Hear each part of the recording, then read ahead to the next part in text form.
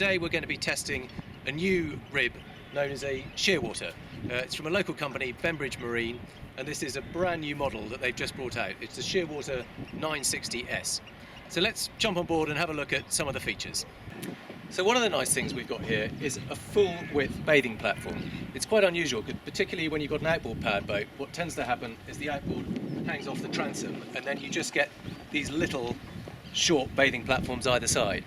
But because this rib is available both with an outboard engine and a diesel inboard, they've managed to create a full width bathing platform with the engine hanging off a separate jack plate right on the end of the transom.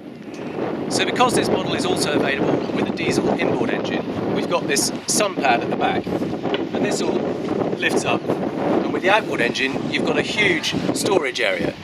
But if you go for the inboard, then there's a V6 3 litre injection turbo diesel engine with about 260 horsepower.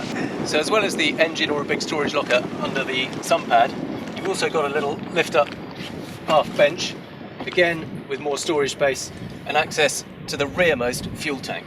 This boat's actually got two fuel tanks. We've got one in the rear and one further forward to try and spread the load so that you keep that nice level running angle.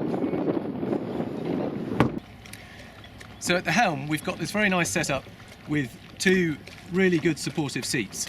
You've either got almost like a jockey seat style pad there, or the whole thing folds down and then you can stand at the helm. But either way, you've got these very supportive side bolsters to lock you in place. And then the seat section itself is actually suspended. So when you are running along, you've got a bit of give there to make the ride a little bit softer still.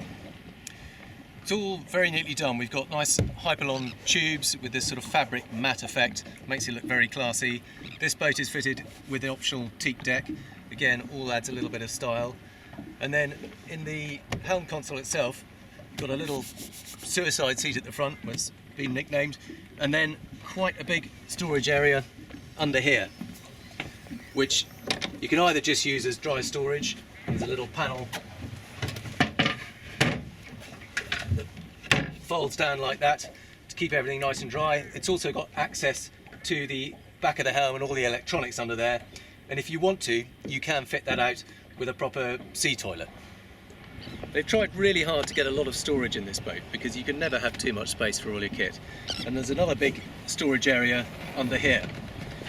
And unusually it's painted out with this silver paint, which is actually claimed to be self-healing. So if you get a little nick or a scratch, it'll gradually mould over and close it off. Right up at the bow there's this little bow cap with some non-slip decking on so that you can step on and off, as well as some cleats to tie off on. And then under the forward end of the sun pad we've got a nice anchor locker where I'm told you can fit an electric windlass if you want to. So that's the design of the boat.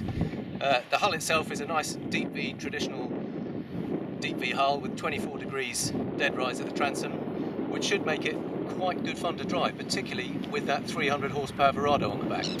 We're just coming out of Bembridge Harbour now. It's about half tide, the tide's coming in, so we're going to sneak out of here, wait till we get in a little bit more deep water, and then take the speed up and see how she handles. So we've got these lovely little electronic controls. It clicks very nicely, smoothly into gear. Barely even hear the engine, barely notice it's gone into gear.